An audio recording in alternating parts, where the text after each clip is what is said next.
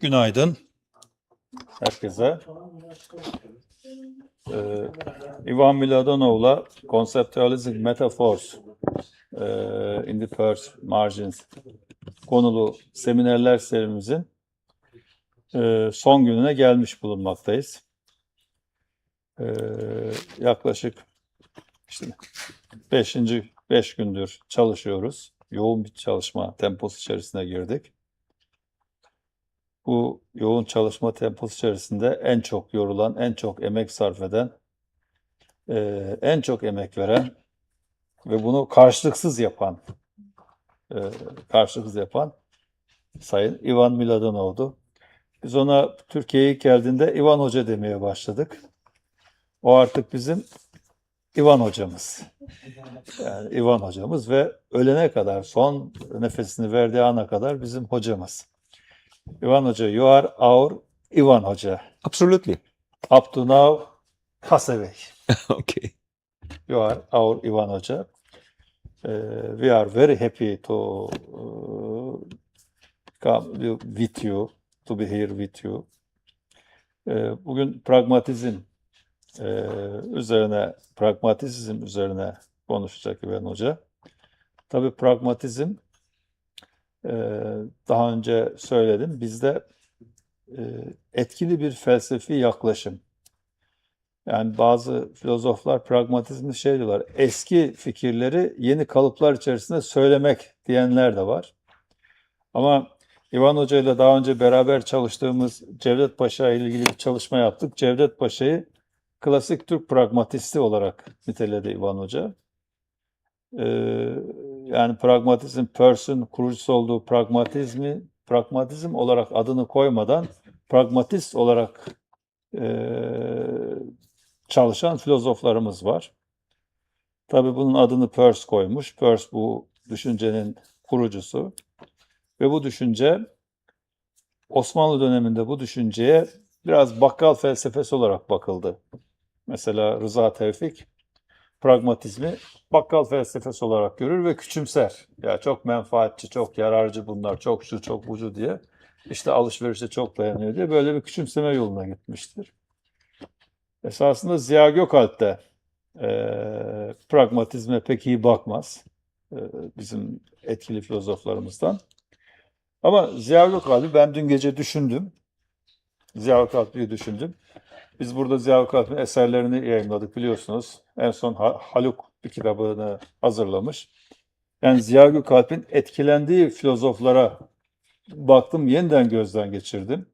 Bizim Türkiye'de, modern Türk edebiyatında edebiyatçıların, sanatçıların ve filozofların etkilendikleri batılı filozoflara şöyle bir yeniden gözden geçirdim. Bilgilerimi gözden geçirdim. Ziya Gökalp, Auguste Comte, Tarde, Foulle, Le Bon gibi yani 3. sınıf Fransız filozoflarını okumuş. Onların düşüncelerini 1910'lu yıllardan itibaren tekrarlıyor, bolca tekrarlıyor. Ve anladım ki bu tekrarlanan düşünceler bize epeyce bir etkili olmuş. Ama biz bugün bu süreçte Peirce'le ilgilenirken 2. sınıf, 1. sınıf bir filozofu anlamaya çalışmanın, anlama mücadelesi vermenin keyfini ve zevkini de yaşıyoruz şu anda. Yani hani dedi ya MLADENOV daha ilk cümlesinde Peirce holistik filozof dedi. Holistik, bütüncül, kendi içerisinde bir sistematiği olan, bir dünya görüşü olan, bir uyum olan, bir insicamı olan ve çelişki olmayan bir filozof ki Peirce'ün okuduğumuzda bu üçlü sistem her şeyde karşımıza çıkıyor. Her şey üçlü olarak gidiyor. Yani bir puzzle'ın parçaları gibi, üçlü bir puzzle'ın parçaları gibi. Bu yüzden önemli. Bu yüzden biz şanslıyız. Şanslı bir ekibiz. Umarım bu çabamız ileride etkili olacak. Ben eminim. Bu 5 günlük süre boyunca elde ettiğimiz bu deneyim, bu bilgi birikimi gelecek hayatımızı bir şekilde şu veya bu şekilde etkileyecek. Hem öğretim üyesi arkadaşlarımızın kariyerinin son aşamasına doğru yaklaşmış, doçent olmuş, doçent olmak üzere olan öğretim üyesi arkadaşlarımızın, hem öğrenci arkadaşlarımızın hem de Sevgi Hanım gibi, böyle ya Bülent Bey gibi, Elif gibi dışarıdan gelen yazar, Balıkesir Edebiyat, Sanat, Kültür, Edebiyat ve Sanat Derneği'ne mensup arkadaşlarımızın bundan sonraki hayatında da bu felsefi doktrinler etkili olacak. Bu dünya bakışı etkili olacak. Çünkü bu tür teorik ve felsefi yaklaşımlar insana şey veriyor biraz. Sağlam bir dayanak veriyor. Yani kendinizi sağlam bir zeminde hissediyorsunuz. Oturduğunuz zeminin sağlam olduğunu hissediyorsunuz. Eğer sağlam bir felsefi doktrininiz, dayanağınız varsa. Ve biz gerçekten sağlam bir dayanağı bulmanın ve ona yaslanmanın ve oradan, o zeminden beslenmenin keyfini yaşayacağız. Ama sorun şu, o zeminden beslenirken kendi zeminimizi de unutmayacağız. Bizim zeminimiz de Osmanlı İslam belagat geleneği. Bu Osmanlı İslam belagat geleneğiyle Peirce'ün triadik sistemini, felsefi sistemini, pragmatizmini birleştirip orijinal bazı sonuçlara ulaşabilirsek biz kalıcı bir ürün üretme aşamasına gelmiş olabiliriz. Yani beni heyecanlandıran, beni mutlu eden bu biraz da. Evet, şimdi bu arada Reyhan da geldi. Artık ben Reyhan da geldiğine göre sözü İvan Hoca'ya verebilirim. Please. Okay. İvan Professor. Microphone is you. Okay, thank you. Hi, everybody. Good morning. I have the feeling that I already started to understand some Turkish. Yes, really. I understand that Mustafa, as usually, helps me by introducing something before my talk. So he said something about pragmatism. Let me first say that for me, this seminar is a big success. Not because of me, because of you. We were much more people from the beginning, but out of a manifold, out of many people, usually at the end, one or two remain. We have, I think, 4 people, which is a big success. This, for me, is success. 4 people from this seminar, at least 4, did follow the seminar from the end, from the beginning till the end, and they caught the idea of what Charles Peirce's philosophy is. That is important. I'm sure that those people, you, will continue with Peirce. Not to become, let's say, world-famous Persian scholars, or why not, but at least to use Peirce's methods in their own fields of investigation. I'm sure about that. Because I didn't tell you this from the beginning, I'm going to tell it now. There are 2 famous big effects in Charles Peirce's philosophy, in studying Charles Peirce's. One is called Peirce's curse, meaning that everyone who starts to deal with Peirce, sooner or later, something bad will happen to him. Believe me. That's Peirce's curse. Yes, if you understand, if you understand me, please translate this shortly. Peirce's curse. Terimin tam anlamını anlamadım. Hani geçen derslerde de bahsetmişti. Peirce'ün şanssızlığından, başarısızlık demeyelim de şanssızlıklarından diyelim, işlerinin yolunu tanıması gibi. Peirce üzerine çalışanlar da aynı şekilde aynı lanete uğrayabilir. Bunu söyledi. Ben de düşünüyorum. Devam etmemizi. So be prepared. Why am I saying this? I was in Bloomington, Indiana, when Tom Sibiek has discovered, was in the board of trustees of Indiana Publisher, and they decide that they want to publish a first biography of Charles Peirce. Please translate, this is important. Spiot, Amerika'da Peirce'ün ilk biyografisini yayınlıyor. Başka bir hikaye var mı? And they want, there was the guy, Thomas Sebok. yeah, and the guy who there was a person who wrote a biography of Charles Peirce 40 years ago, around 1960s. And his name again was Joe Brent. By the way, the biography is very nice. It's read like a novel. So this guy, Tom Sibiek, wanted to ask this person to come back in Indiana University and and publish the biography. The biography was never being published. So he tried and tried and tried to find the person. No, it was dead end. He couldn't find him. Please translate. Spiot'ten 40 yıl önce kadar yine Peirce'ün biyografisini yazan birisi var ve onu bulmaya çalışıyor, üniversiteye getirmeye çalışıyor. Ama bulamıyor, ona hiçbir şekilde ulaşamıyor. Mm-hmm. So I will not tell you all the details, but once I only would like to say that I was witness to this, what happened. I was there. So in accidentally, by perfect accidents, Tom Sibiek was in Chicago University, and he has realized that Joe Brent, this guy, this person, has finished Chicago University, is a graduate from Chicago University. And they know something about him. And it turned out that Joe Brent got disappointed because in a strange way, nobody wanted to publish his book. And they were finally able to trace where Joe Brent is. It turned out that he went to Malaysia because he became FBI agent, and all traces of him were deleted. Yeah, translate. Okay. Chicago Üniversitesi'nden o kişi mezun olmuş. Oradan hareketle bir takım ipuçlarına varabileceklerini düşünüyorlar. Yani Sibiek'ten hariç daha önce o biyografi yazan kişiden bahsediyoruz.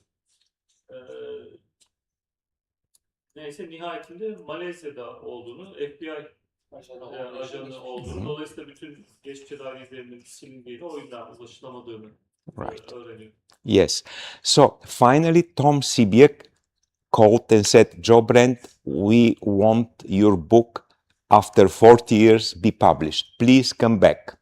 Yani Joe Brent. Joe Brent o kişinin adı. 40 yıl sonra biz sizin bu kitabınızı basmak istiyoruz. Lütfen geri gelin şeklinde ulaşıyorlar kendisine. He was very happy about that. He returned and started to prepare the book for publishing. Geri geliyor ve kitabın hazırlanması üzerine çalışmaya başlıyorlar. But one day he popped up, he appeared in the center, semiotic center of Tom Sibiek, where I was there also. And he tell a quite interesting story. Geliyor, bu semiotik araştırmaların merkezi, İvan Hoca'nın da daha önce bulunmuş olduğu Sibiek'in yönettiği ilginç bir hikaye geliyor. Yes, and the story goes on like this. He said, this night at 2-3 o'clock in the night, I received a telephone call. On the other side of the telephone was a lady who said, are you Joe Brent? I said, yes, I am, up to here. Gece 2-3 bir telefon alıyor, bir hanım arıyor kendisini, Joe Brent. siz misiniz diyerekten karşılık veriyor, evet diyor. And she continued, I am calling from Seattle. This is 3,000 kilometers from Bloomington. I'm calling from Seattle. Tonight I had a dream. Seattle'dan arıyor, gece gördüğü bir düşü söylüyor. There was a man in my dream who introduced himself and said, I am Charles Peirce. Rüyasında kendisini Charles Peirce olarak tanıtan birisini görüyor. Please dial this telephone number, and he gave me your telephone, and tell the guy, Joe Brent, that I don't want to publish his biography on me. In her dream, Charles Peirce Appeared, gave her this telephone, and she called and said he insisted that, yeah. Rüyasında John Brett'e resim numarasını kadına Charles Peirce veriyor. Evet, rüyasında ve ona söyle ki benim biyografimi yazmasın diyor. Yes, this is his name. We started to convince him to publish the book Nevermind. So he published the book. The book is perfect. I'm writing for you the name of the book, Charles S. Peirce, Alive.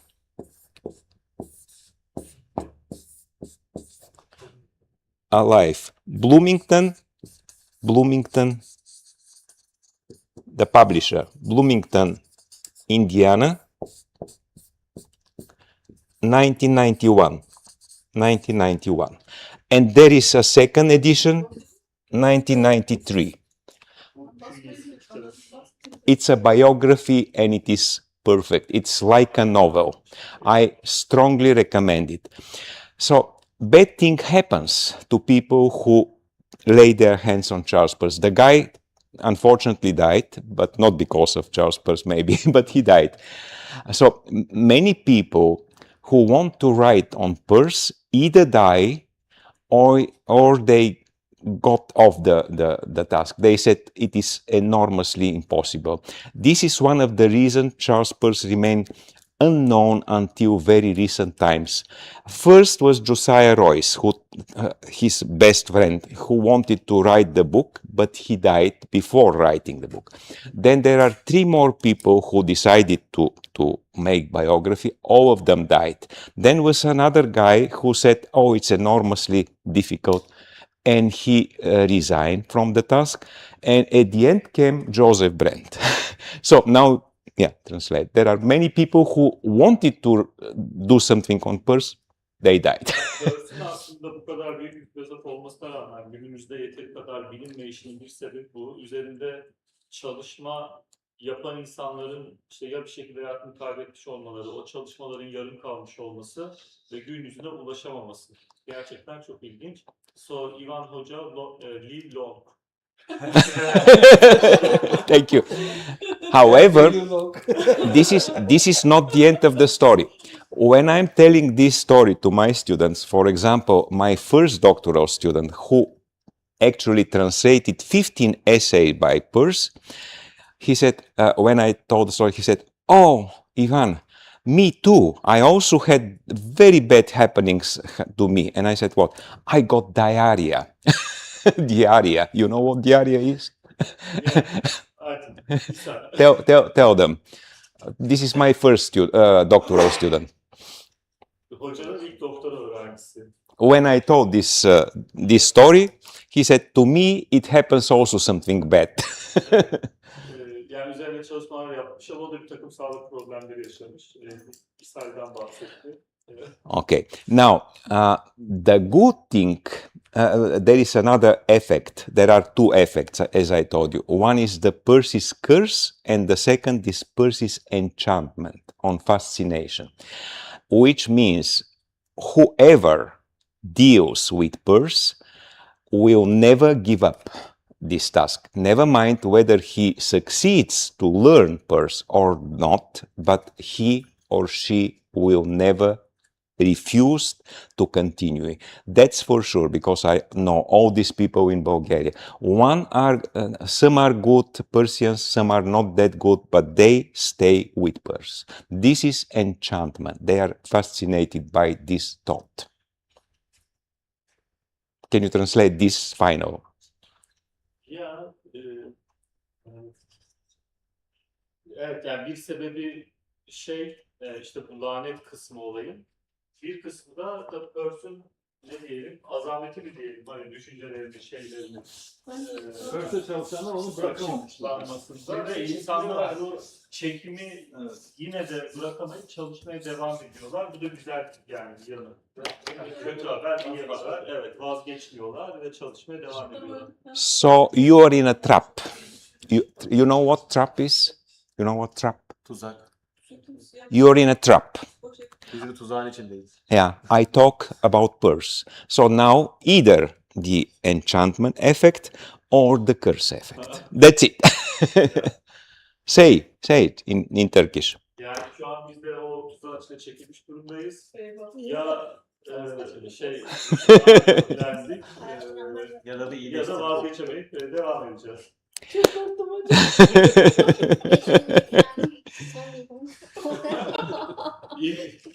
Wish you taught this first day. It is not by accident that I'm telling it on the last day. Okay, now we established a good tradition which is very educational. Before starting, someone of you, one of those people who I know are now interested very much in Peirce, are making a short resume on what we have already taught. And I'm very happy with Vildan because she's doing now this, because besides of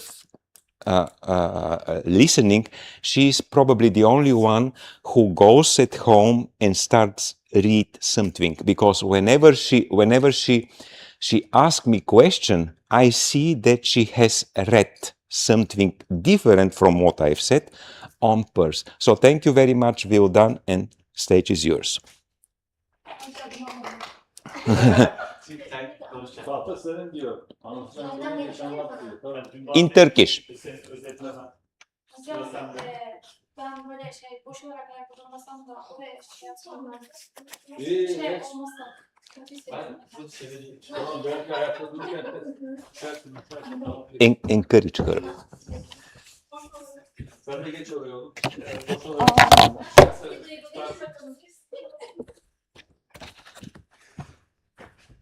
I'm not asking you to translate. No. Soralım. No. İyi diyor. But at the end, you will tell me what did she, because otherwise it will be too long.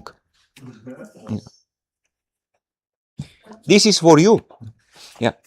Bugün metaforların kavramlaştırılması adlı seminerimizin son günündeyiz. Bir hafta boyunca süren seminerin moderatörlüğünü yapan Profesör Doktor Mustafa Özsar hocamıza teşekkür ediyorum. Aynı zamanda Aydın ve Erdem hoca bizi öğrencilerini ve değerli katılımcıları teşvik edip destekledikleri için ve sonuç olarak da zihnimizi açtıkları için, bize yeni bir bakış açısı kazandırdıkları için çok teşekkür ediyorum. İvan Hoca'yı da Mustafa hocamız getirip bu konunun birinci ağızdan, yani ana kaynaktan öğrenmemizi sağladığı için de kendi adıma çok mutluyum. Bir zorunluluk olarak değil, çok mutlu ve istekli bir şekilde katıldım. Onu da belirtmek isterim. Daha sonra Charles Sanders Peirce birazcık düşünme biçiminden bahsetmek istiyorum. Peirce'ü incelemek, insanlığın evrendeki düşünme biçimini ve dünyayı kavrayış mantığını anlamanın en çağdaş yoludur. Derste İvan Hoca bahsetmişti iskelet metaforundan. İnsan vücudunu ayakta tutan iskelet neyse, felsefe tarihinde de Peirce'ün düşünce sistemi, diğer tüm kavramsal yapıları ayakta tutan en sağlam iskelettir. Tarihsel dönem olarak da felsefenin en önemli birikimleri 17. ve 19. yüzyıllar arasında üretilmiştir. Yine İvan Hoca üzerinde vurgu yaparak anlatmıştı. 19. yüzyıl sinematografi, gramofon, telefon ve elektriğin icat edildiği, aynı zamanda şimdiki yapay zeka temellerinin atıldığı dönem olarak anladım. Günümüzdeki teknolojik hız bu icatların üzerine kuruludur ve köklü düşünsel temeller, yani zemin dediğimiz ground, o dönemde atılmıştır. Daha sonra Peirce'ün hayatı, disiplini ve üretkenliği hakkında biraz bahsetmek istiyorum. Sıkı bir eğitim aldığını söylemişti İvan Hoca. Peirce babası tarafından sert bir disiplinle eğitilmiş, çocukluğu matematiksel problemleri babasıyla birlikte çözerek geçmiş. Oyun falan oynamamış yani. Daha sonra henüz 12 yaşındayken Richard ve Terry'e ait Elements of Logic, Mantığın Unsurları kitabını tek gecede bitirmiş ve mantığı kendisi hayatına bir şey olarak seçmiş yani. Kendisi keşfetmiş. Daha sonra Aydın Hoca 2 gün önce ya da dün bahsetmişti. 120.000 sayfalık külliyat, 74 yıllık ömründe yaklaşık 120.000 sayfa yazmıştır. Yani doğduğu günden itibaren her gün 7,5 sayfa yazması anlamına geliyor demişti. Kategoriler olarak ve kavram, conception'dan bahsetmek gerekirse İvan Hoca'nın anlattıklarından ve biraz da çeviri yoluyla bunu anladım, yanlış olabilir, bilmiyorum yani. Antik Yunanca'da kategori kökensel olarak hakkında konuşmak anlamına gelir. Ve sürekli yine derste vurgu yapmıştı. Burada bir tane bir bina resmi göstermişti bize. Binanın en sağlam olması gereken yerin temeli olduğunu söylemişti. Felsefede de her şeyi açıklayabilmek için en sade kavramlara ihtiyacımız vardır. Bu da kategorilerdir yani conception'a ihtiyacımız vardır. Aynı binanın temeli gibi. Ve sınıftakilere sormuştu. Değerli katılımcılar da demişti ki kavram yani conception bize şunu ifade ediyor. Büyümek, inşa etmek olarak. Ve hoca da devamında yani bir şeyin genel çerçevesini ve ilişkisini veren temel zihinsel çatı olduğunu vurgulamıştı. İlk gösterge tanım ve üçlü model triadik sistem. İvan Hoca söylerken sanki bir şiirin içine seçilmiş bir cümle gibi gelmişti bana. Aliquus stat pro aliquo. İşte S.T. Agustin döneminden itibaren ilk resmi gösterge olarak Latince'de bu bir şey başka bir şeyin yerine geçer şeklindeymiş. Ben de duyunca şaşırmıştım. Tuna da derste şey demişti, bana açıklamıştı. Örneğin köpekten yola çıkarsak köpek kelimesi ya da resmi köpek kelimesi gerçek hayattaki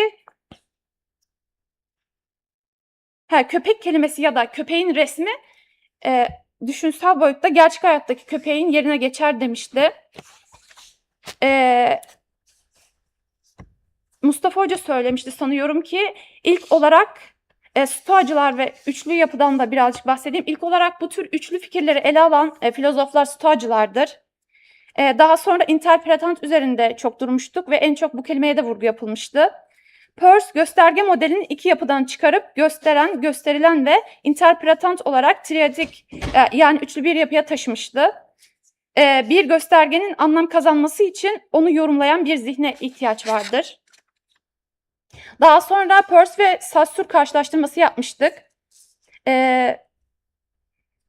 İvan Hoca demişti ki akademide semiotiğin kurucusu olarak sıklıkla Ferdinand de Saussure bilinir. Saussure'un Genel Dil Bilimi kitabı 1915'te öğrencilerince yayınlanmıştır. Oysa Peirce kategoriler üzerinde ünlü liste çalışmalarını 1876'da yapmıştır. Yani Peirce Saussure'dan önce yapmıştır çalışmayı. Asıl burada önemli olan Peirce'tür ama İvan Hoca demişti ki bunu insanlar daha çok Saussure zannediyor demişti.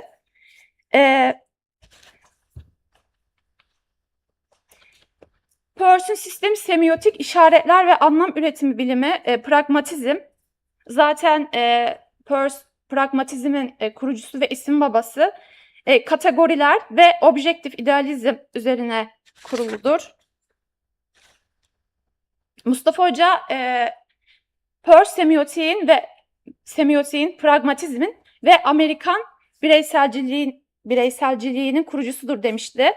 Erdem Hoca'ya da sorduğunda kısa bir cevap vermem gerekirse holistik yani bütüncül Peirce holistik bir filozof olduğunu söylemişti.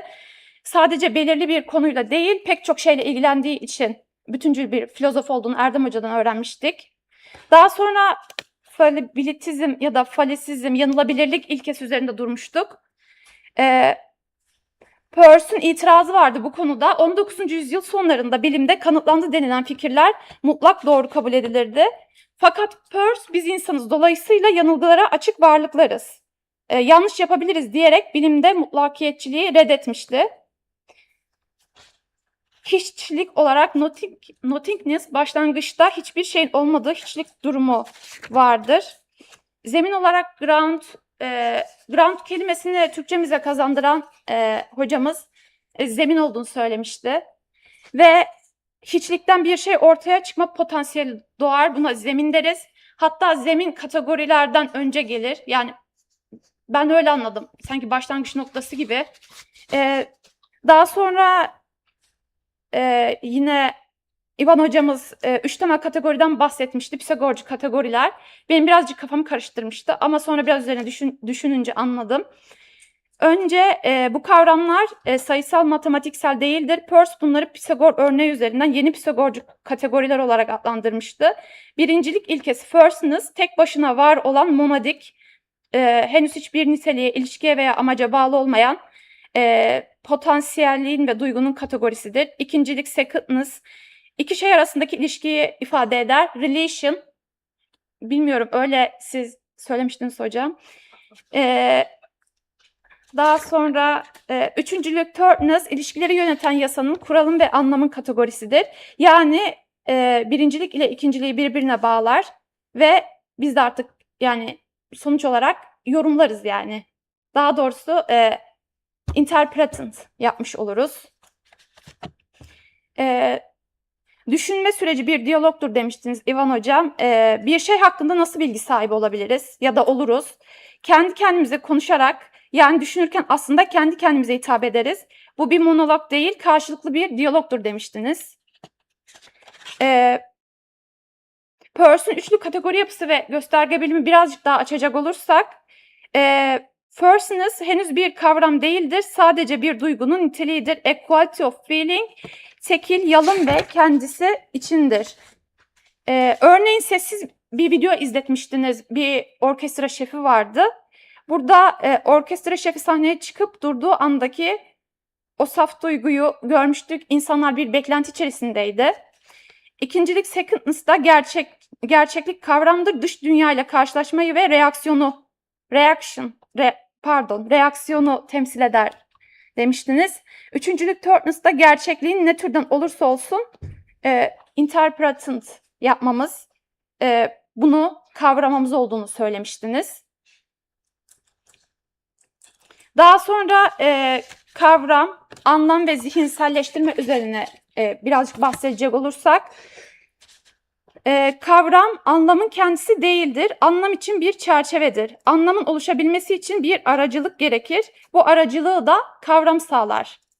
Zihinselleştirme, kavramsallaştırmak tamamen zihinselleştirmektir demiştiniz.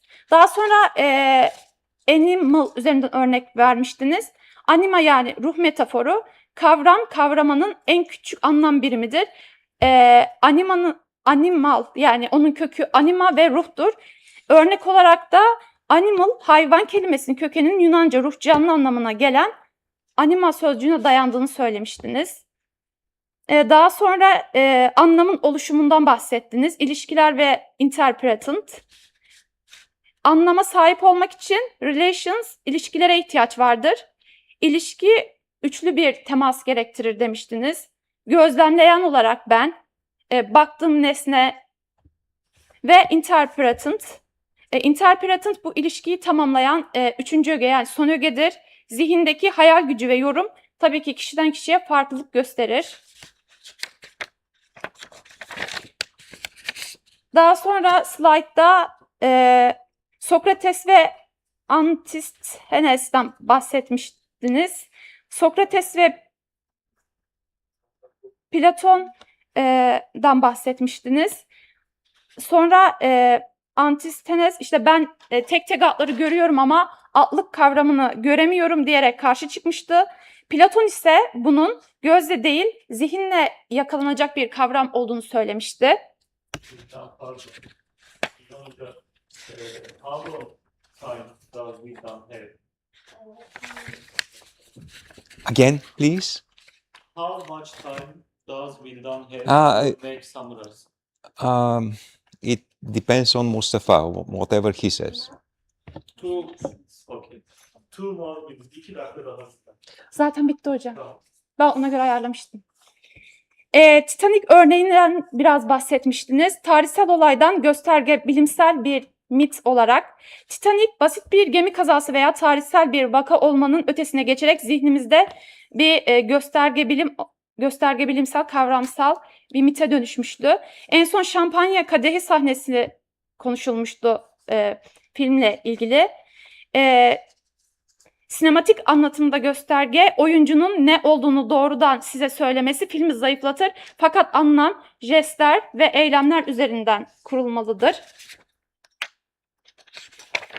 Aydın hocamız bize bunu Türkçe çevirerek, translate ederek anlatmıştı.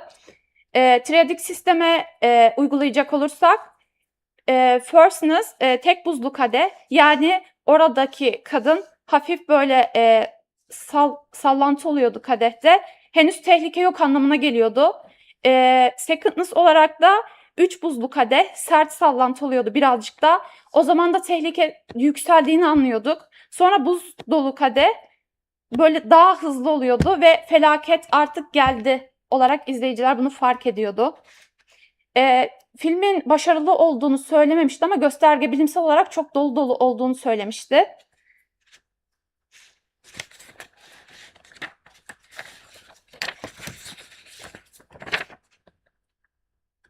En sonda birazcık metafordan bahsedeyim.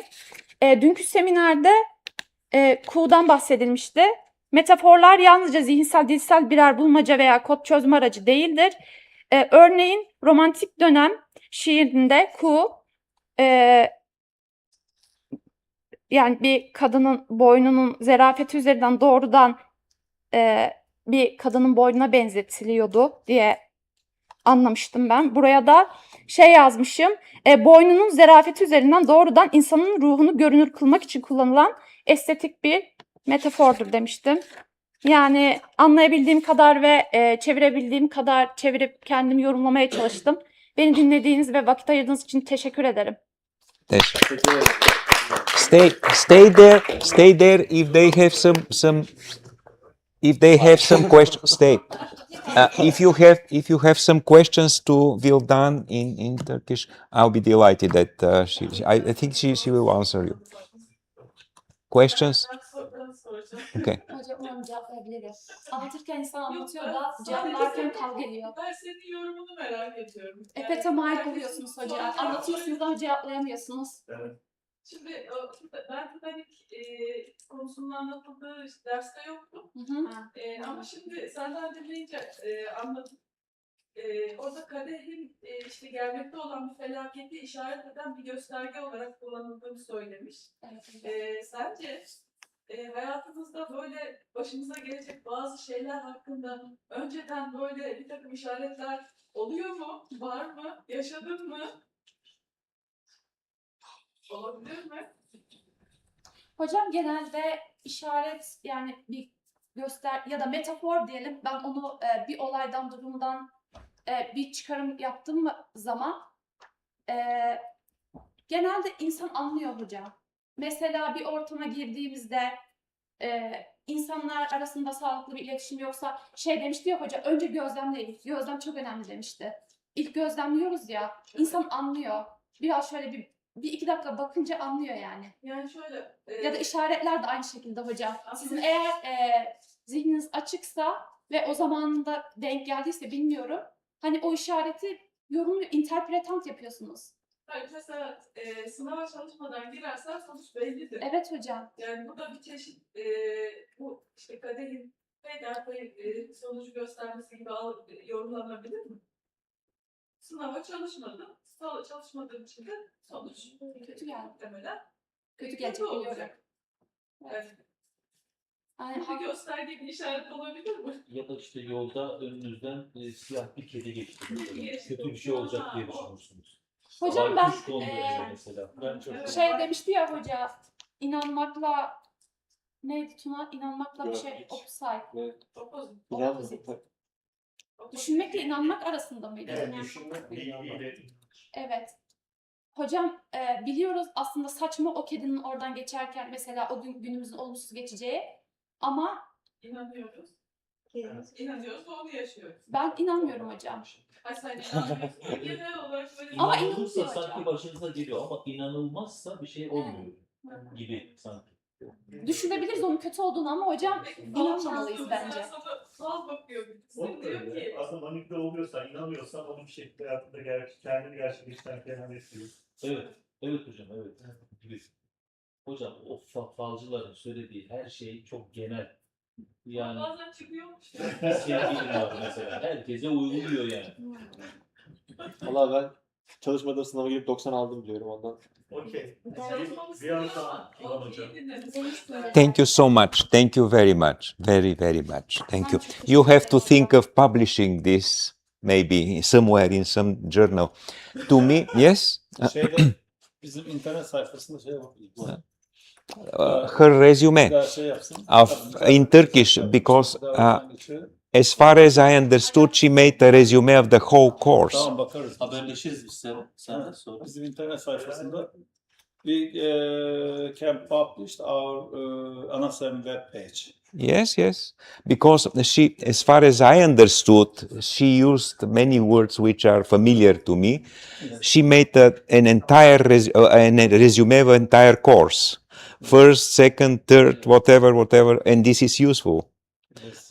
To me, this kind of debates, discussions are more useful than my talk. But of course, my talk is information, and then understanding this information, thanks to those guys, it's much more interesting.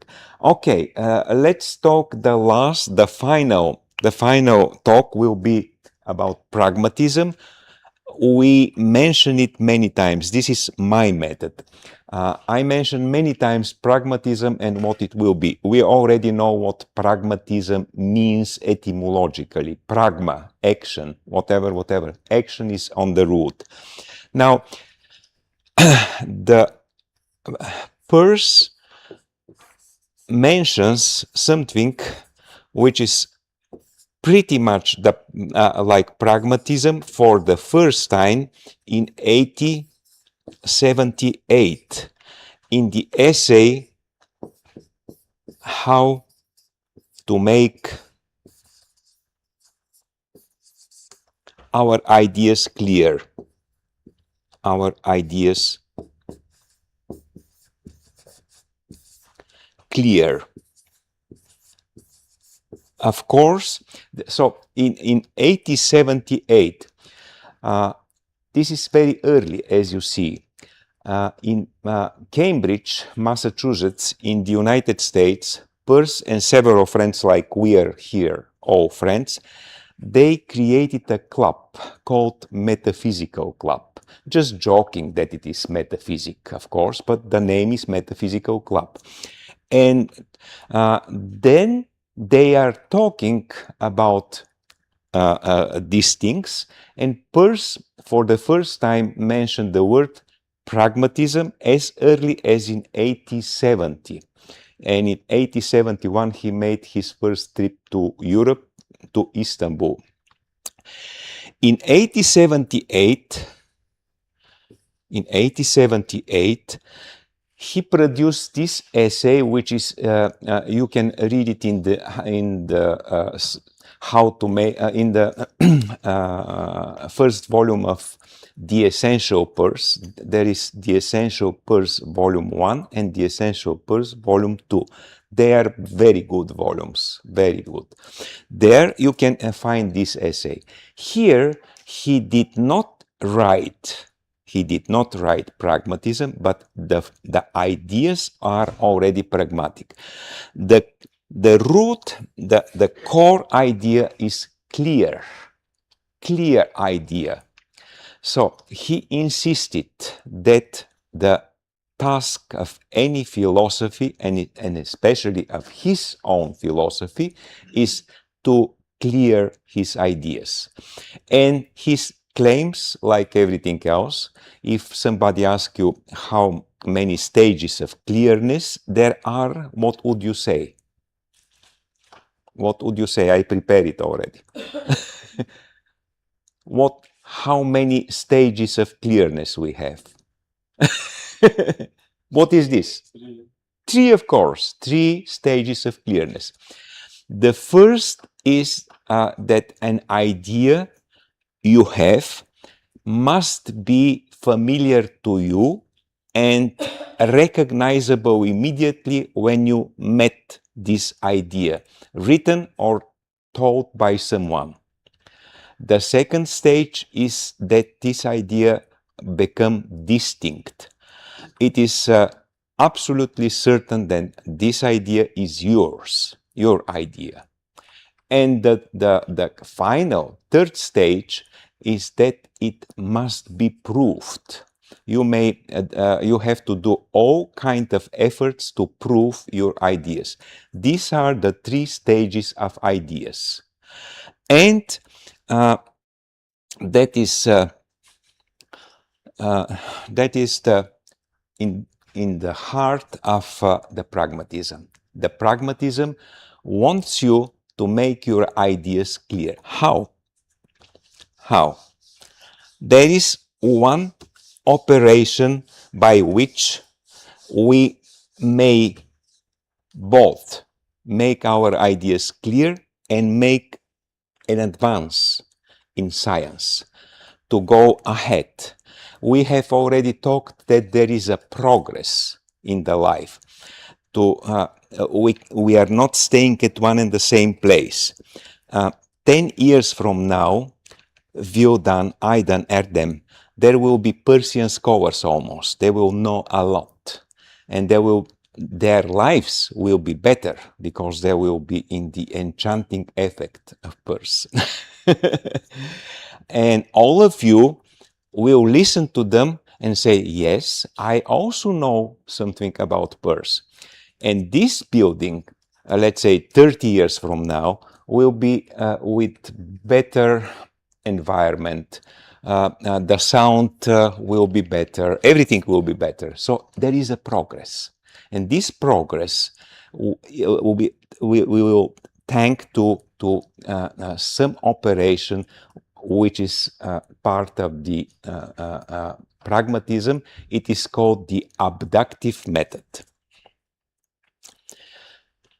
Have you heard, certainly you have heard, I only would like you to remember, to recall, induction and deduction. Induction and deduction. Induction, these are logical operations. We know that we know some private facts, and from these private facts we see many more, and we made the conclusion that all this fact is valid for bigger number of such facts. This is too abstract, but I will tell you a little. I will tell it to you now what Peirce means. It is not difficult. Abduction. An abduction lies in the core of Peirce's thought. This is Peirce's own handwriting. Induction, I think it's an induction, deduction, and abduction. Did you know Sherlock Holmes, the criminal inspector Sherlock Holmes? Yes, you know. What kind of method of searching of the killer or the crime he was using? He calls it deduction, deductive method. There, the word detective, which is English word, of course, or American, detective or Latin, comes from deduct, making conclusion from something which is general to something which is particular. There is one evidence, second evidence, stain of blood, whatever, say a wallet is not there, and the conclusion is this guy was killed, and not kill themselves, but someone else has killed it. This is the deductive method. At that time, when Arthur Conan Doyle wrote this novel, the word abduction was not known. Abduction has been put in use by Charles Peirce. Now, I will tell you what abduction means.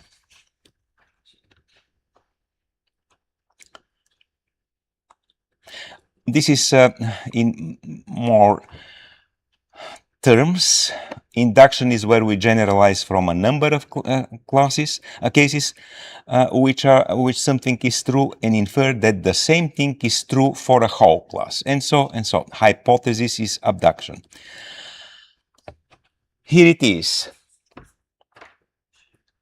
the dogma.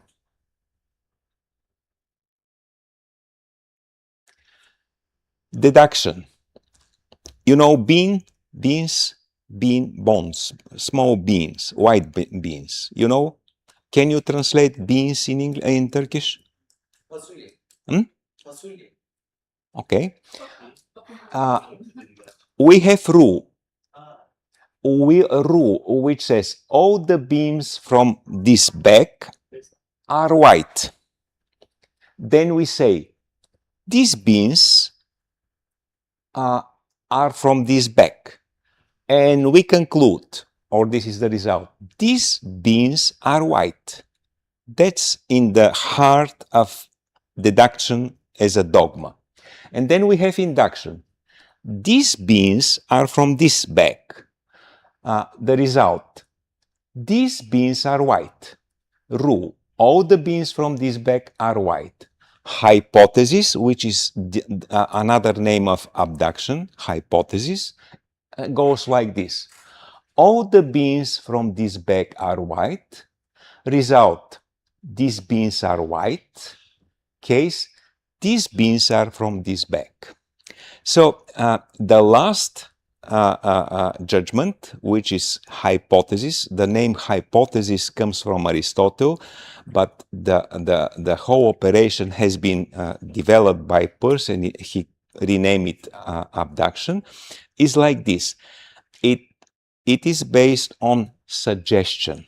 We are not sure, but we make a suggestion which very possibly, with great possibilities, is true. That is abduction.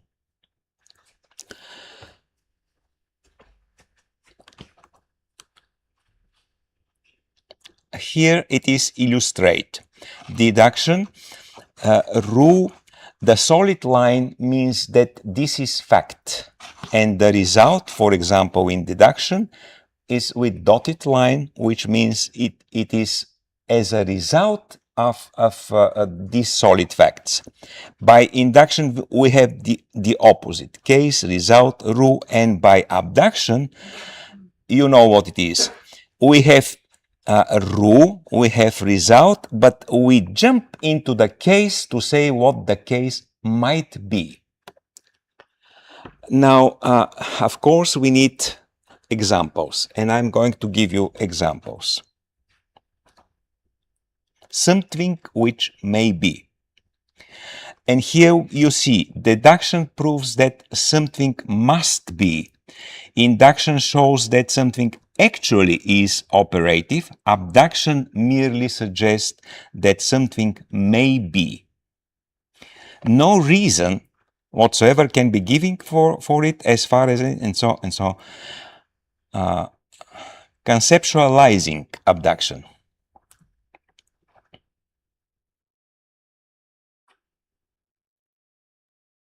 This is the explanation, and here are the examples. This is Peirce's example. In this, he's fantasizing, writing something like a novel.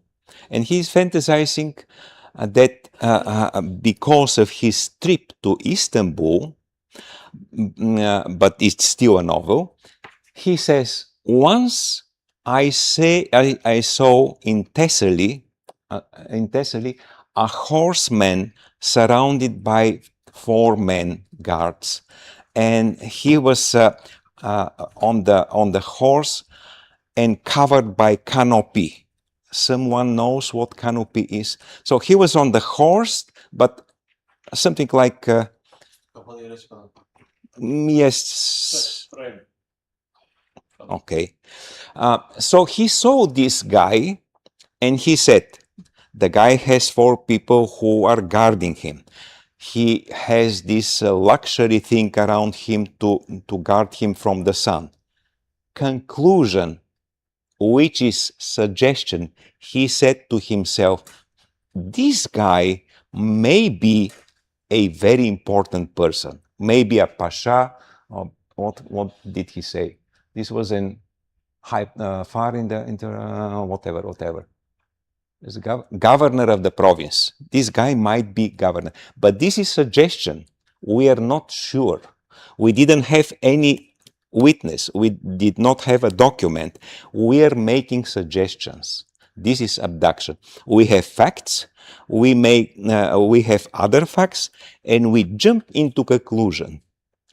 This is also logical argument. However, as Peirce says, this is a weak argument because we might be not right. But in order to for the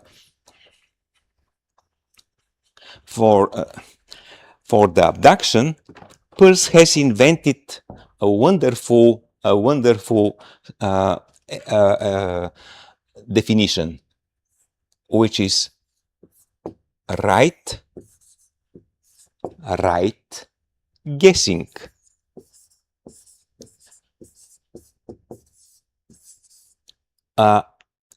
So this and this are usually not going together. How can we be sure that it is right guessing? But it is right guessing. This is another name for abduction. Abduction. Why it is called abduction? What does it mean exactly, etymologically, abduction?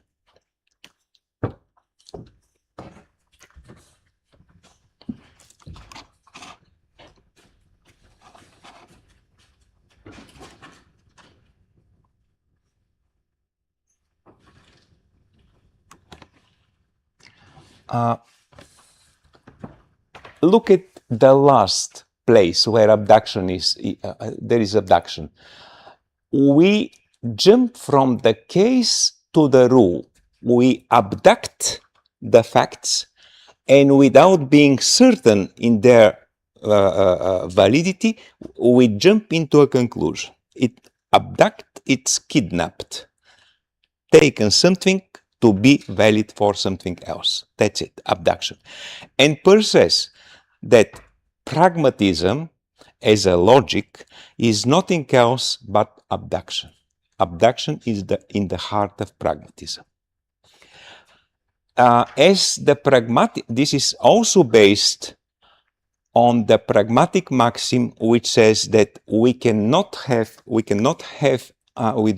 other way to know an object, but only to explain and to see the effect it develops if something other happens. Like I said, there is no support of this pen and it will fall, meaning that the power, the strength was always be there, but we can't see it.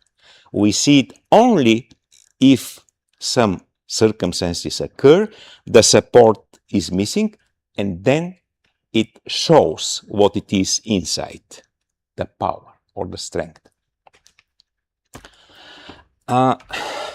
Okay.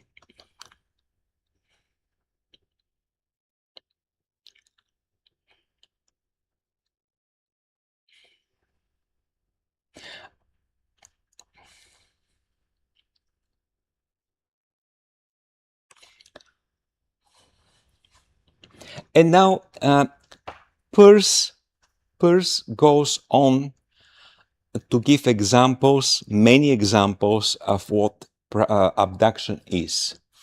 I'm sorry that Mustafa is out because he has chicken, and chicken is very important. He would understand abduction best.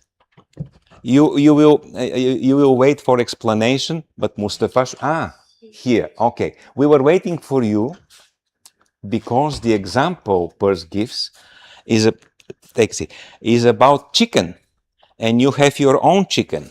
You can immediately say whether this is true or not. Here is the example about the chicken. Peirce, who I doubt had any chickens, but he certainly know what he is talking about, says, when the chicken for the very first time appear out of the shell, it doesn't try billion of tries to pick up some food. With just 5-6 movement, it was fed. Somehow the method of abduction was inborn in the chicken. Somehow in ourselves, in we human, we are born with this possibility, not with this way of thinking, but possibility that otherwise we wouldn't survive. But in our lives, we made suggestions every single second. Every single second. At the moment, you are tired. Every one of us is very tired. And you want to close your eyes for a second. But you know that Ivan Hodge is looking at you and going to punish you. And you're thinking, if I close my eyes for a second, shall he notice and beat me up? Maybe not. And you close your eyes, and terrible things happen. You missed an explanation. Joke. Can you say it? Göreceğim şey işte tahmin etmek olduğu için siz de tahmin ediyorsunuz ki eğer gözümü kapatırsam çünkü çok uygusunuz. İvan Hoca sizi cezalandıracak ve onun için cezalandırmamak için gözünüzü kapatmıyorsunuz. Fakat tahmin ediyorsunuz ki cezalandırılmayacak. Onun için gözünü kapatıyorsunuz ve bir bakmışsınız cezalandırılmışsınız. Yes. So this about the chicken was very important. So thank you that you're here and can confirm that this is like this.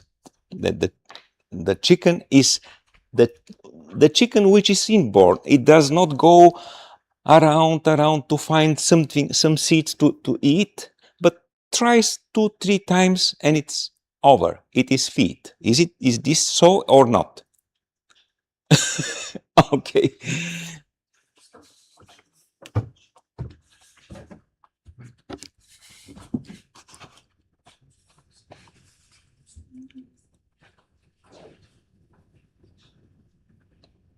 We are not going to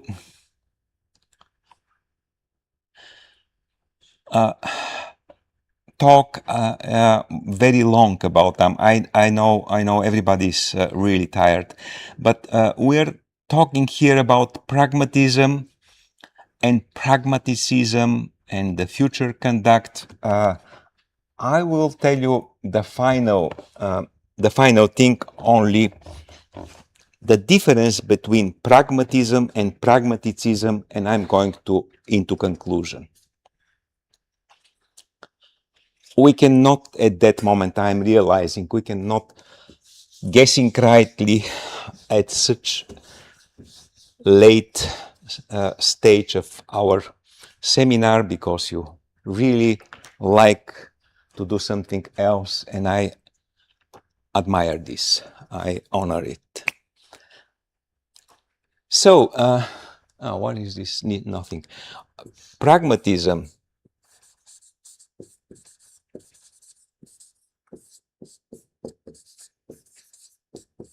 (1878), but not written. The first one who wrote pragmatism in print with letters was William James. I told you this. William James. In 1883, I think, 1883, William James, he wrote a book which was called Pragmatism. So from about this time, everyone was thinking that James was the inventor of pragmatism. However, on the first page of the book, William James says this is to honor the inventor of the pragmatism, Charles Peirce. However, this was over. People forgot what he wrote on the front page and started to think that it was William James who created the pragmatism. And Charles Peirce, around his when he was late in his career, also he was forgotten and abandoned. William James was much more popular, very much more popular than Charles Peirce. He was a full-time professor, he was a medical doctor, psychologist. His books were published everywhere in the world. Charles Peirce, no books, nothing. So at certain point, everybody started to think that it was William James who founded pragmatism and not Charles Peirce. To such a point that Charles Peirce wrote to William James a letter asking him, were you or it was me who mentioned pragmatism for the first time? And the loyal James, the good friend James, responded, how could you forget such a fact? Of course, it was you who invented pragmatism. So he recognized his role as a first. But you can see, Peirce did not publish, James published, and everybody was thinking that it was James who invented pragmatism. Anyway, Peirce was a terrible man, as I said many times. He was brute. He quarreled to everybody. Why was he so terrible man? Because of the pain, because of this illness, trigeminal neuralgia. Can you imagine? Can you see the finger of the fate also here? His illness was called trigeminal neuralgia. There is a nerve here which is called trigeminal, and everything in Peirce's philosophy is triadic. So because of this illness, which was very painful, he inherited from his father, Benjamin Peirce, maybe because of this illness, he was so bad person. He was really bad, unbearable. They said that in a good company, he could be nice, very okay, everything fine. But when it was about thinking, he immediately rushed to quarrel to the person. So he quarreled to James. They quarreled a lot. You can imagine, James, who was socially engaged in many activities, in congresses, conferences, in the community work there in Cambridge. He was really very, very much engaged. And there was Charles Peirce, let alone, sitting alone in his house, forgotten by everybody, who used to write letters, like 20-page letters to James, telling him about his last discovery in logic. Of course, James cannot answer at length to all these letters. Anyway, this was one of the reasons they quarreled, and Charles Peirce was disappointed with James, and in 1905, it was a process, but in 1905 it became a fact. Pragmatism was renamed pragmatism.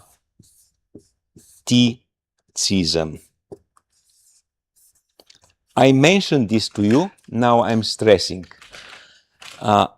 Peirce says this word is so ugly that it will not be kidnapped by some good friend. Can you translate it if you understood me?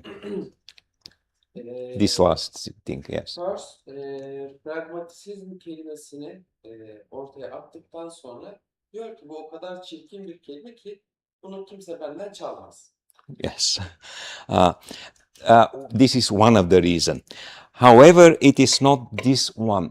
Do you know the Russian chemist Mendeleev? Mendeleev, yes. You know his classification theory of the chemical elements, where the appearance of the new elements is predictable. We know that there will be new elements and they will come. They will come, but they are not yet discovered.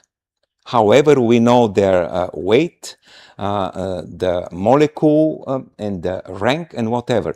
And it was a very beautiful table with completely predictable things which will happen. So the atoms, the elements are something like publicim, sum, or whatever. They end of cism. And Peirce wanted that logic be considered as a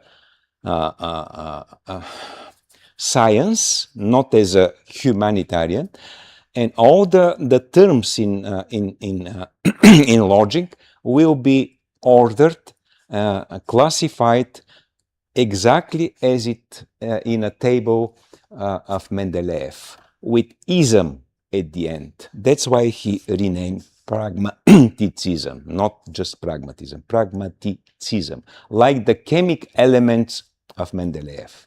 This was also behind this. Now, let me see if there is something else remained important, and I'm going to the conclusion.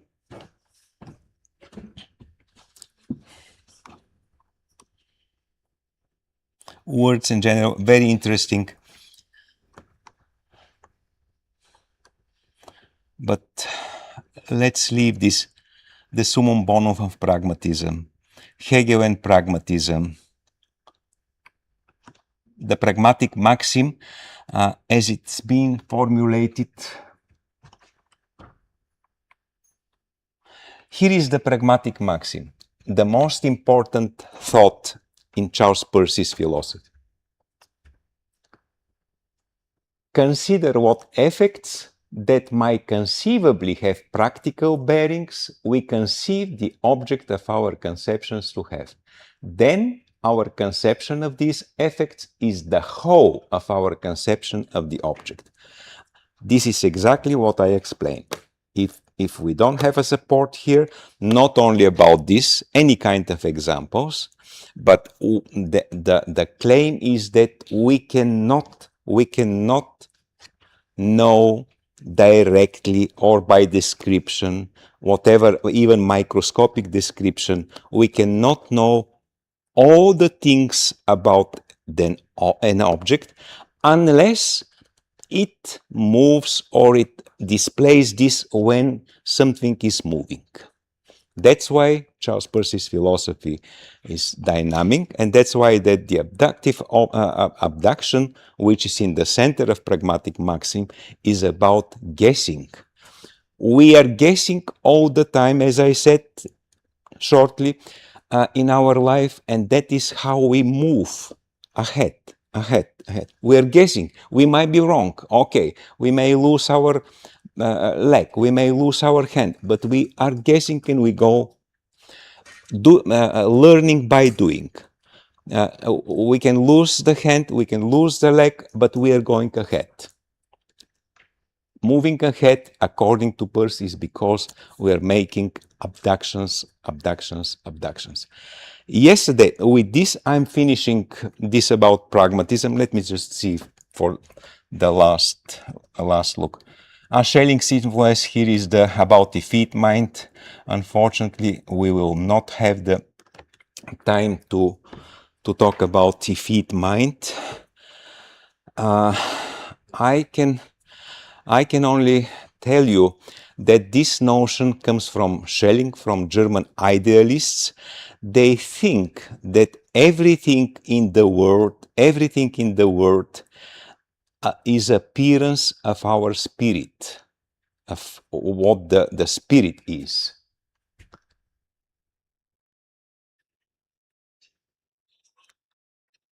Or the will, the spirit, the will of the spirit.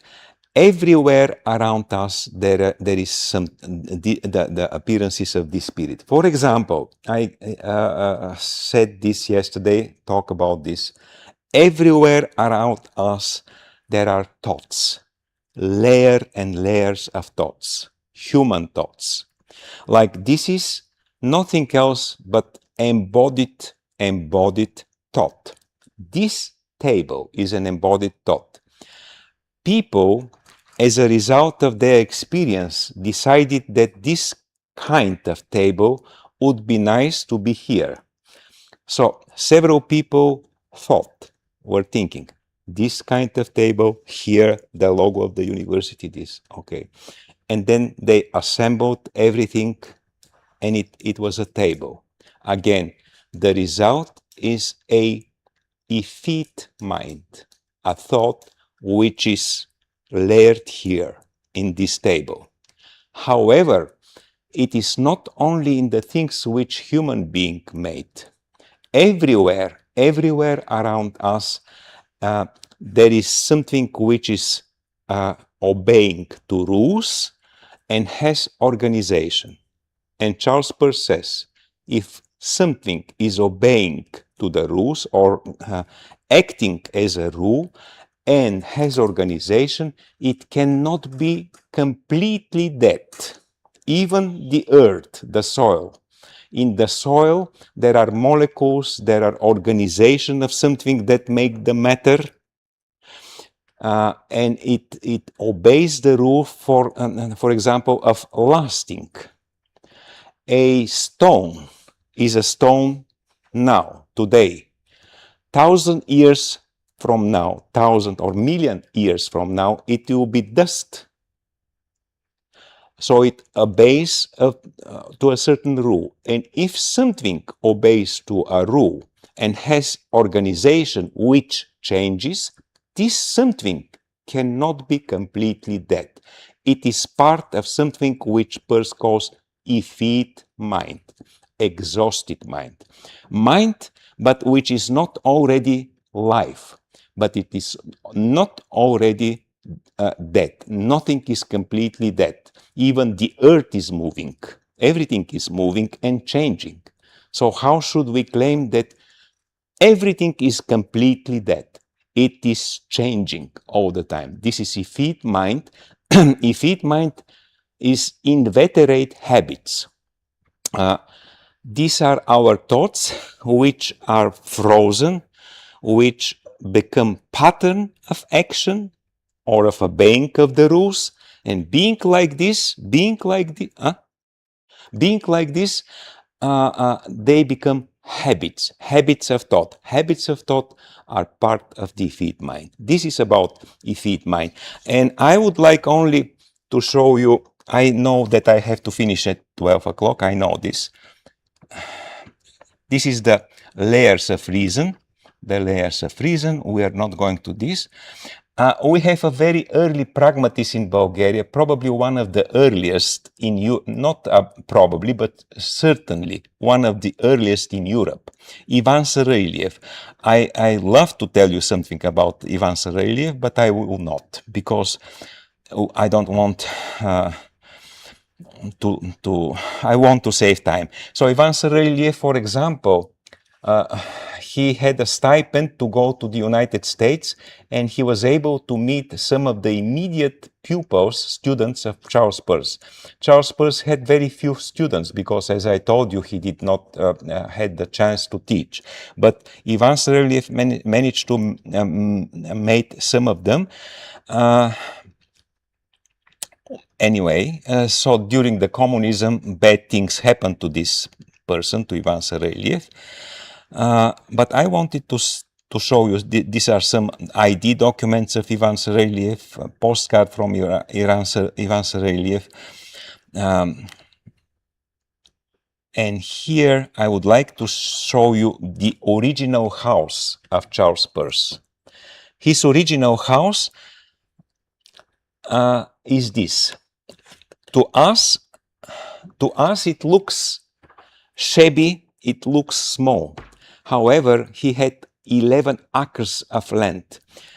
He bought this land in 1886 when he was in Johns Hopkins University for 6 semesters, hired. The rector told the students, let's have 100 university professors for this university. And after the period, the rector hired all people but not Peirce. Peirce was the only one who was not hired.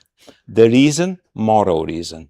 Anyway, he divorced Melusina Fay, and only 3 days after he married another woman, and that is unacceptable in Puritan America, so he was fired. But anyway, this is Peirce's house, which for this time was enormously big. Peirce had bought the house when he was thinking that he's finally okay financially because he has a job at Johns Hopkins University. He didn't know that he would be fired. And after buying this house, he bankrupted. After 1903, until his death in 1914, he lived on the supporting of a circle made by his friend, whom he quarreled, William James. 12 people got together and paid for Peirce to live, his living cost.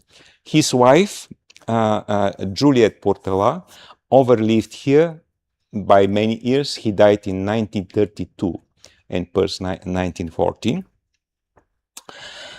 This is the life of Peirce. This is the philosophy of Peirce, and we made a miracle. We did. We finished everything, which is very important. Now, since we have, do we have 3 minutes or not? Okay, thank you.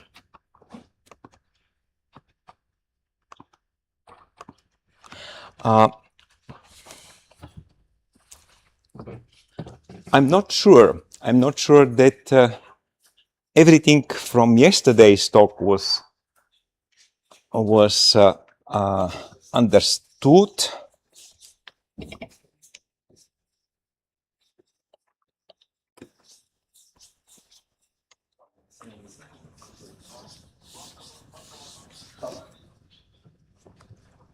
What is it? Shall we? Published house is called. Okay. No problem.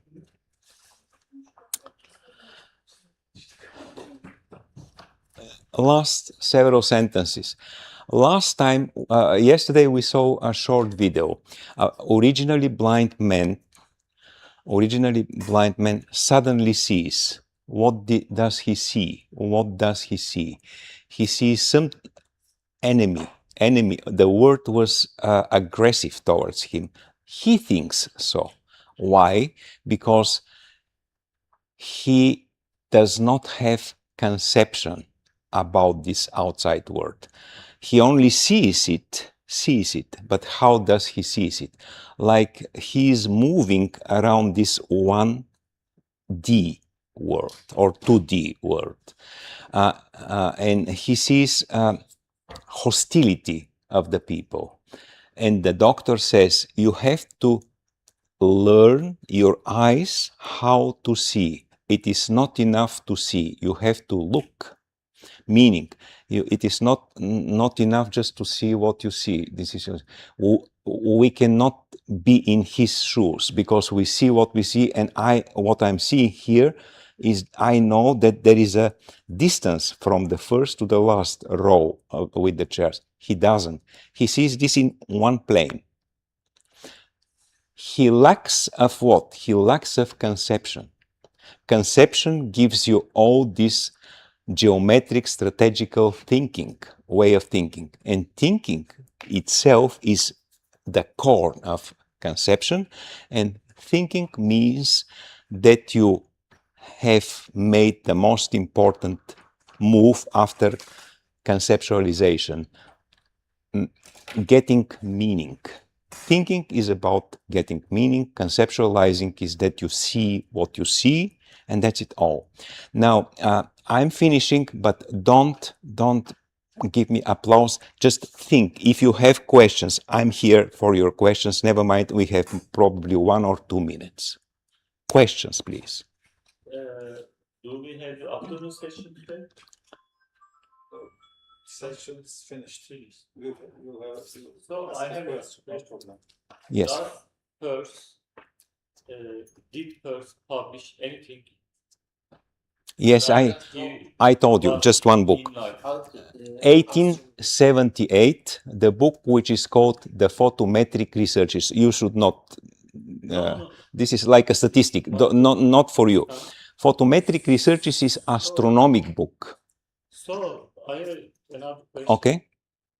If anybody didn't see his papers, so does it make sense? You know, the science and philosophy, step by step building. Mm-hmm. So anybody didn't see his ideas in Mm-hmm. that period, but the philosophy and science go on. So what is his place, or what is his contribution to the literature? To what? To the literature. To literature? Yeah. Nothing. Yeah. Absolutely nothing. He did not write about literature, but I'm a literature in my I mean education. scientific or philosophical literature. Philosophic I literature. don't mean the fiction. Yeah. Here, his achievements and here his contributions, I listed at the very first beginning. I said, first, pragmatism, most famous. He invented pragmatism. But anybody didn't know or learned so late. Not, yeah, well, okay. So what is the question? Is it really meaningful if nobody knows it? Is this the question? About the science and philosophy, yes. See, we don't know from 5 years ago, we didn't know anything about the AI, whether it will be invented or not. And now, probably not exactly now, but 5 years from now, nobody could do anything in the world without AI. The younger generation, but his children, his grandchildren, will say, how could you live without AI? That is impossible. Like he saw the collected papers and said, it seems so old. And to me, 1996 is not old at all. It is a computer. We're advancing and having more devices to look, and pragmatism and whatever from Charles Peirce's philosophy made our life easier, make us feeling happier. That's true, because as I say, to clear your thought means to feel happier. I told you even this kind of example. You wake up early in the morning and you have 1,000 tasks. And if you're a person who has somehow the idea of clear thoughts, when you drink your coffee, you think, okay, let's order my task. Which one is in the hierarchy most important? Which one is less important? How many can I finish? Can I finish that one? And I'm making a guess. Can I finish this also? So without knowing it, we are using hypothesis all the time. So my answer is, of course, without Charles Peirce, everybody could live. You lived up to now without any Charles Peirce. From now on, you will not be able to do it. I'm not saying if you don't know Charles Peirce, you're gonna die. Not at all. But it is better. It feels better. You feel more comfortable. See, you cannot be just people who are looking what it is in the moment. Then we will stop. We will not develop. There are several things which are in my head right now, but have you heard, at least you, the name of the Italian painter Modigliani? Emanuele Modigliani. No? Modigliani. Anybody? No. Okay, leave Modigliani. I will tell you what I wanted to say. Modigliani was painting ladies with very long necks. Ladies with very long necks. And they... Modigliani. And everybody was asking why is this he doing this. And one day, just by chance, he had an eye examination, and the doctor discovered a terrible astigmatism. He has an astigmatism, and he almost developed a whole new line in painting called Fauvism, radical expressionism. And he was awarded, like he was the best expressionist. The person simply sees like that as a result of this astigmatism. So he conceptualized the world like that. And people were wondering, were thinking that he's a genius. Another example, which is closer to me because I like humor all the time. Once upon a time, the students of Salvador Dali, you know who is, asked him, "Master, could you please write a circle without raising your hand? Ideal circle, absolutely ideal circle." And Dali said, "Of course." And he wrote something which was like this, a line. They said, "Master, what is this?" "This is a circle seen from above." Another example of the way conceptualizing can help us. Anyway, I'm ready to answer other questions if Mustafa says that's okay. Soru daha sorabilir. Sevgi Hanım gidecek şimdi. Ha, tamam. Yani eşi bekliyormuş galiba. Sorunuz mu? Yani dışarıda sorabiliriz yani. Tamam. We can ask later. So. Okay, later, of course, later. Of course. The final thing, I am so thankful to all of you that this is my book, published by Routledge some years ago. Mustafa and his team are translating this book in Turkish. Once you have the translation, we can discuss much more than today. This is very valuable copy because this is the best, probably, not probably, but one of the best publishers in the world, very expensive one. So they gave me 3 copies. I decided to give you as a gift my book to the team of Mustafa. And thank you very much once upon, about your presence. Thank you. Thank you. Thank you very much, Ivan. Seminerler serimiz burada sona erdi. Bir hafta boyunca çalıştık. Yoğun bir çalışma temposu içerisine girdik.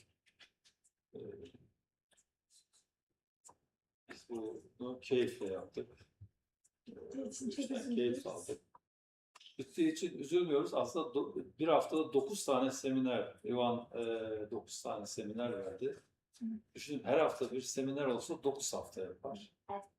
Yani her gün bir seminer olsa 2 hafta yapar. Yani biz ciddi bir eğitimden geçtik aslında. Ve bundan keyif aldık. Yani pek çok kavramı öğrendik. Bu kavramları biz bu kitabı çevirirken rastladık bu kavramlara. Ne olduğunu anlayamadık. Anlamak için uğraştık. Hatta ne olabileceğine dair Aydın, Bekir, birlikte kavga ettik. Yok böyle, yok böyle, yok böyle. Antrenman falan diye kavga ettik. Şimdi İvan Hoca'yı pazar günü göndereceğiz. Pazartesine itibaren bu kitabı yeniden el atacağız. Ve bazı terimleri değiştireceğiz. Bazı terimlere verdiğimiz Türkçe karşılıkları değiştireceğiz. Ve bu kitabı yeniden gözden geçireceğiz. Yayın eviyle dün sözleşme imzaladık. Ve bu kitabı yayımlayacağız. Ve bu Türk kültür tarihinde benim bildiğim ilk defa oluyor. Yani Türk Edebiyatı tarihinde ilk defa oluyor. Şöyle ilk defa oluyor. İlk defa muharrir ile mütercimler birlikte çalışıyorlar. Tabii Peirce bir filozof için oluyordu bu ancak. Öyle sıradan bir metin için bu kadar uğraşmaya değmezdi. Peirce bir filozof için değerdi ve bundan da dolayı mutluyuz. Yani mutluyuz bunu yaptığımızdan dolayı. Ancak böyle olurdu belki. Başka türlü anlayamazdık. Zaten bu alanla ilgili yapılan çevirilerde Peirce'den ufak tefek çeviriler var. Okuduğunuz zaman hiçbir şey anlamıyorsunuz. Sadece okuyorsunuz. Evet, böyle bir şey varmış diyorsunuz ve hiçbir şey anlamıyorsunuz. Biz anlamak için uğraştık. Ve epeyce bir şeyleri de anladığımızı düşünüyoruz. Hatta çok mutluyuz, ben mutluyum. Bizim Vildan geldi burada 10 dakika, 15 dakika bir hafta boyunca anladıklarını özetledi. Ve biz bundan da çok keyif aldık. Yani demek ki hedefe ulaşmışız, hedef kitleye ulaşmışız, amacımıza ulaşmışız. Vildan anlattı, derledi, toparladı, getirdi burada. Bir güzel anlattı bize, güzel güzel cümlelerle Türkçe olarak. Yani böylece bilim, milletler, bilim bir açılıma vesile oldu bu yaptığımız iş. Ve bir diyalog oldu ve farklı kültürler arasında, farklı anlayışlar arasında bir diyalog oldu. Bu diyalogun içerisinde yeni bir üretim oldu. Yeniden üretim, yani reproduction, reinterpretant oldu. Bunlar biz çok mutluyuz, çok memnunuz. Bütün bunlar Ivan'ın sayesinde oldu. Yani thanks to Ivan. Evet, thank you. Biz Ivan'a please Ivan, Okay. katıldığı için bir teşekkür sertifikası hazırladık kendisine. Tekrar çok Thank you very teşekkür much. ederiz. Siz Certificate of Appreciation to you. Buradayım.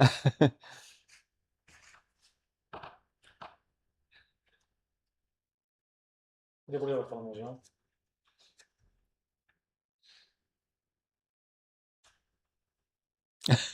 I cannot. Bu seminerler üniversitemizin YouTube kanalı aracılığıyla canlı olarak yayınlandı.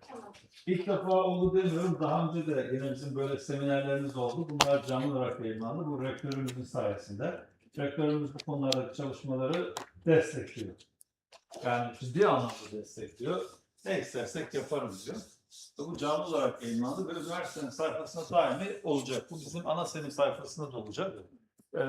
Farklı üniversitelerden, dünyadan ve Türkiye'den takip edenler olduğunu biliyorum. Onlara da çok teşekkür ediyoruz. Bu seminerler serimizin